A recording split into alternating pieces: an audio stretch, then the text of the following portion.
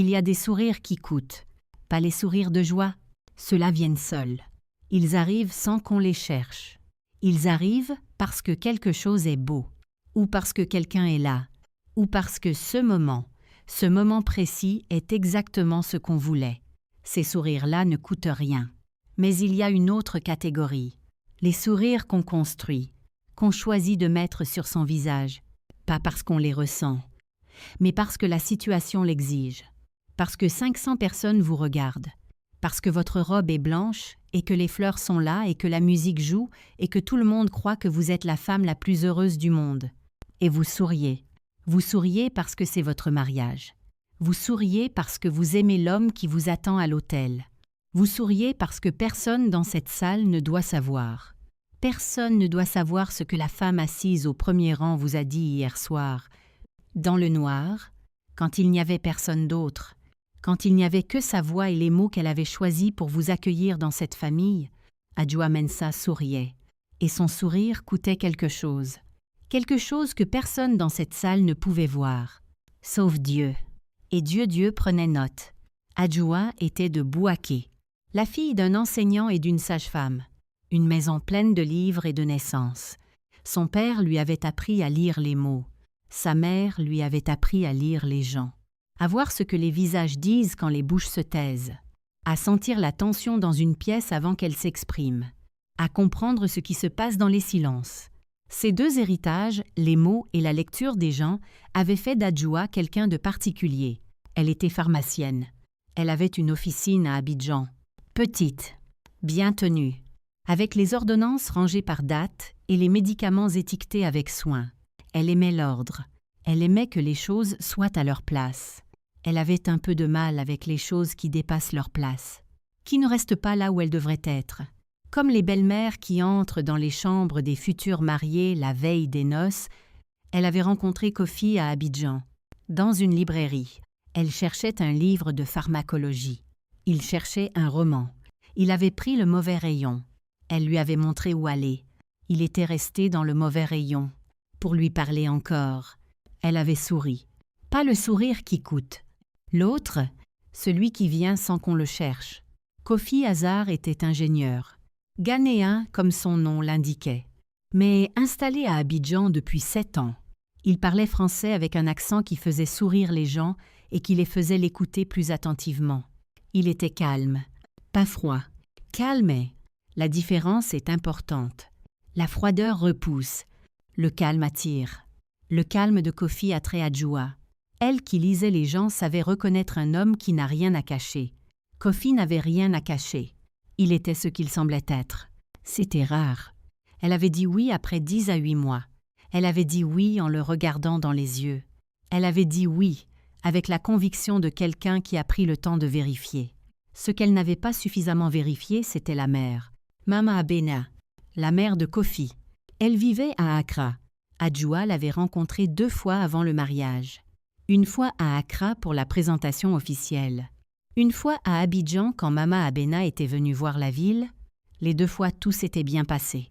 En apparence, Mama Abena était une femme impressionnante, grungy, bien habillée, avec des opinions sur tout et la façon de les exprimer qui laissait peu de place à la discussion. Adjoa avait remarqué ça, cette façon qu'avait Mama Abena de dire les choses comme si elles étaient des faits, même quand c'était des opinions, même quand c'était des préférences personnelles déguisées en vérité universelle. Elle avait remarqué, elle avait mis ça de côté. Elle s'était dit, c'est une femme forte. J'ai été élevée par des femmes fortes. Je saurais naviguer. Elle avait eu raison sur le premier point. Elle avait eu tort sur le second. Le mariage avait été prévu à Abidjan. Famille d'Adjoa d'un côté, famille de Kofi venue d'Accra de l'autre. 2 jours de cérémonie. Le vendredi pour le traditionnel. Le samedi pour le civil et le religieux. Mama Abena était arrivée le jeudi, avec sa sœur, avec 2 cousines, et avec des opinions sur la façon dont les choses devaient se dérouler. Le jeudi soir, la veille du traditionnel, les familles étaient réunies dans la maison des parents d'Adjoa. On mangeait, on préparait, on riait. À un moment, Mama Abena avait demandé à voir Adjoa. Seul. Kofi n'était pas là. Il était chez son ami d'enfance. La tradition voulait que le marié ne voie pas la mariée la veille. Adjoa avait dit bien sûr. Elles étaient allées dans la chambre d'Adjoa. La porte s'était fermée. Et Mama Abena avait dit ce qu'elle avait à dire. Ce qu'elle avait dit à Adjoa n'avait pas pu l'oublier le lendemain, ni le surlendemain, ni pendant des mois. Mama Abena avait commencé doucement, presque gentiment. Elle avait dit à Adjoa, « Je veux qu'on se parle franchement, femme à femme, avant que tout commence. » Adjoa avait dit « Je vous écoute. » Mama Abena avait dit « Mon fils est mon fils unique. Je l'ai élevé seul après la mort de son père. Tout ce que je suis allée est passé à travers lui. Tout ce que j'espère pour l'avenir passe par lui. » Elle avait fait une pause.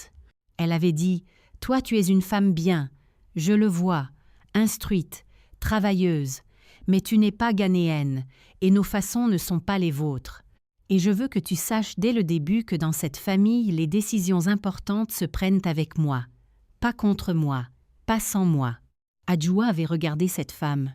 Elle avait dit « Vous pouvez préciser. » Mama Abena avait précisé. Elle avait dit « Les enfants, quand vous en aurez, ils devront passer l'été en Ghana. Chez moi, chaque année, ce n'est pas une demande. C'est comment les choses se font dans notre famille. » Adjoa avait dit « Et si Kofi et moi décidons autrement ?» Mama Abena avait souri. Pas le sourire de joie. L'autre. Elle avait dit « Kofi ne décidera pas autrement. Kofi sait ce qu'il me doit. Et toi tu apprendras. » Elle avait fait une pause. Et puis elle avait dit quelque chose d'autre. Quelque chose qu'Adjoa n'avait pas attendu. Mama Abena avait dit « J'ai une fille à Accra. Elle s'appelle Efua. Elle et Kofi se connaissent depuis l'enfance. Leurs familles sont proches. Leur mariage aurait arrangé beaucoup de monde. Kofi a choisi autrement. Je respecte son choix. Mais Efua est encore là. Et si un jour tu ne te montres pas à la hauteur de cette famille, Efua est encore là. » Le silence. La chambre. Les deux femmes. Adjoa avait regardé Mama Abena. Elle avait dit « Merci pour votre franchise. » Mama Abena avait dit « Je ne suis pas cruelle. Je suis honnête. » Adjoa avait dit « Je comprends la différence. » Mama Abena était sortie. Adjoa était restée dans sa chambre. Seule. La nuit avant son mariage. Avec ces mots. Et elle avait fait quelque chose que personne n'aurait imaginé. Elle n'avait pas pleuré. Elle n'avait pas appelé Kofi. Elle n'avait pas appelé sa mère. Elle s'était assise sur son lit. Elle avait réfléchi, avec la tête que son père lui avait donnée, et la lecture des gens que sa mère lui avait apprises. Et elle avait pris une décision. Le lendemain matin, elle souriait. Le traditionnel s'était bien passé. Les familles avaient dansé. Mama Abena avait souri pour les photos. Adjoa avait souri pour les photos. 2 sourires, 2 histoires derrière. Le samedi, la cérémonie civile et religieuse. 500 personnes. La robe est blanche.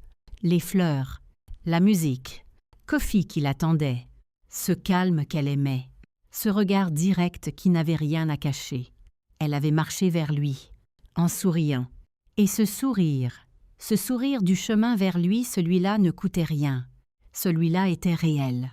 Parce que Kofi était réel.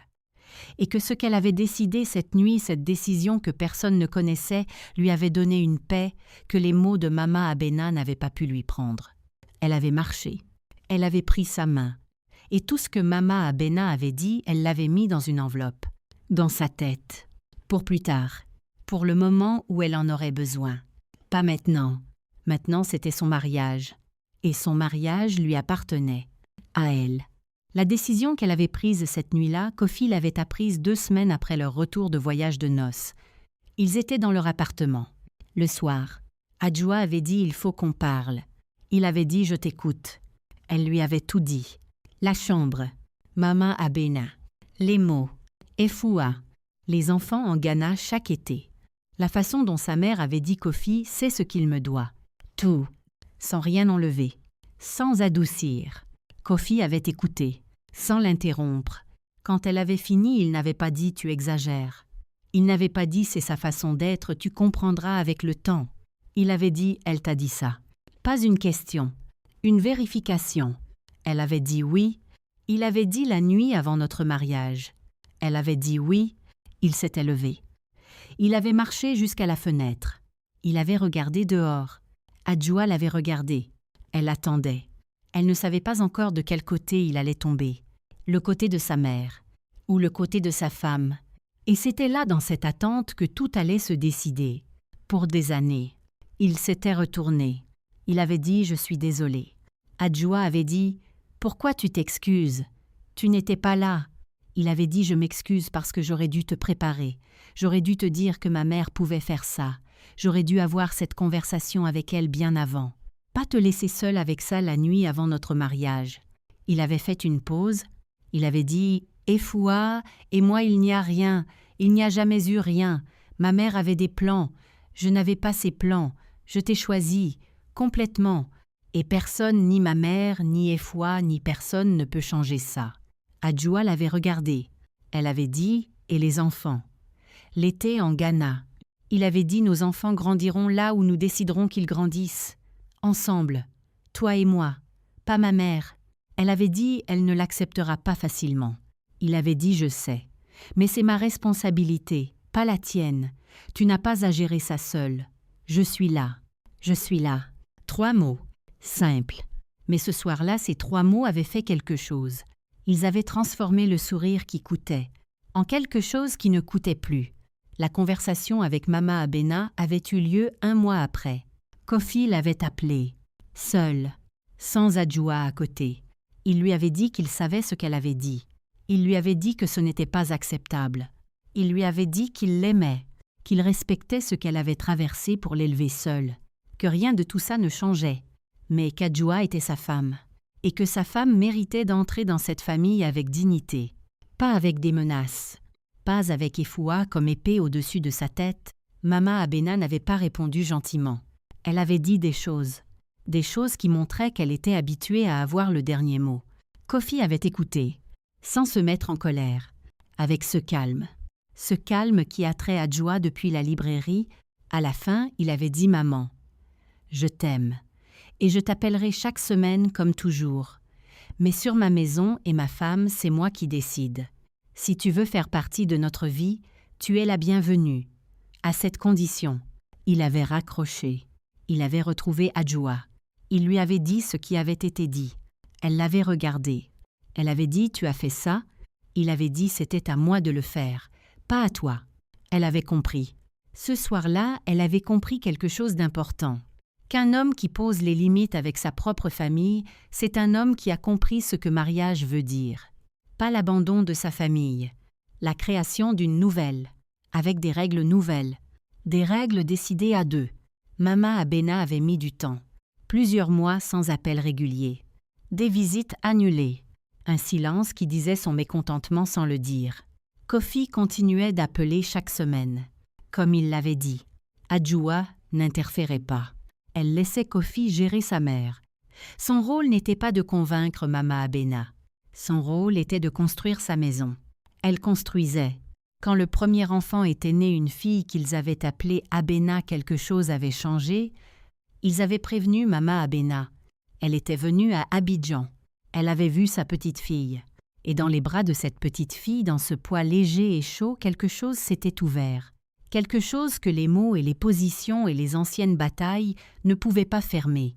Elle avait tenu le bébé. Elle avait regardé Adjoua. Elle n'avait pas dit « je m'excuse ». Mama Abena n'était pas femme à dire « je m'excuse ». Mais elle avait dit « elle a les yeux de Kofi ».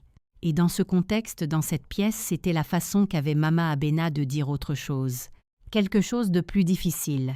Quelque chose qu'elle n'avait pas les mots pour dire directement. Adjoua l'avait compris. Sa mère lui avait appris à lire ce que les visages disent quand les bouches se taisent. Elle avait lu.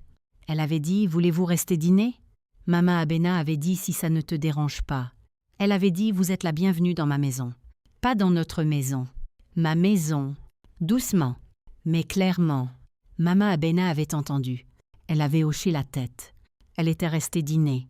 Ce n'était pas la réconciliation des films. C'était mieux. C'était réel. 2 femmes fortes, qui avaient appris à s'asseoir à la même table, avec leurs histoires, avec leurs blessures, avec le bébé entre elles, qui dormait, sans savoir que sa naissance avait fait quelque chose que les mots n'avaient pas pu faire. Aujourd'hui, Abena a 4 ans. Elle passe ses vacances à Abidjan et parfois à Accra. quand les deux familles s'accordent. Pas chaque été à Accra, pas selon les règles de Mama Abena, selon les décisions de Kofi et Adjoa, comme c'était convenu. Mama Abena visite. Plus souvent qu'au début, elle a appris à frapper avant d'entrer, au sens propre et au sens figuré. Efwa s'est mariée à quelqu'un d'autre, quelqu'un qui la choisissait vraiment, pas par défaut. Et Adjoa a agrandi son officine. 2 pharmaciens de plus, un rayon de parapharmacie, une clientèle fidèle. Elle ouvre à 7 heures, elle ferme à 10 à 9 heures. Et parfois le soir, quand Abena est couchée et que Kofi est à côté d'elle et que la maison est silencieuse, elle pense à cette nuit, la nuit avant son mariage, la chambre, Mama Abena, les mots, et cette décision qu'elle avait prise seule dans le noir, de ne pas fuir, de ne pas annuler, de ne pas tout dire à Kofi cette nuit-là, d'attendre, de voir, de faire confiance, pas à Mama Abena, à Kofi, à se calmer, à ce regard direct, à l'homme qui n'avait rien à cacher dans une librairie, et qui n'avait rien eu à cacher depuis. Cette décision avait coûté un sourire, un seul, le sourire du lendemain, celui qui avait coûté quelque chose. Et elle se disait ce sourire valait ce qu'il avait coûté, parce que ce qu'il avait protégé ce mariage valait bien plus. Cette histoire nous enseigne 5 choses. Premièrement, certaines belles-mères testent avant d'accepter. Pas toutes, mais certaines. Mama Abena n'était pas mauvaise. Elle était une mère qui avait peur de perdre son fils. La peur fait dire des choses qu'on ne devrait pas dire. La comprendre ne veut pas dire l'accepter, mais la comprendre permet de ne pas en faire une guerre. Toutes les batailles ne méritent pas d'être livrées immédiatement. Deuxièmement, attendez de voir qui est vraiment l'homme avant de décider de la réponse à sa famille. Adjoa n'a pas répondu à Mama Abena cette nuit-là.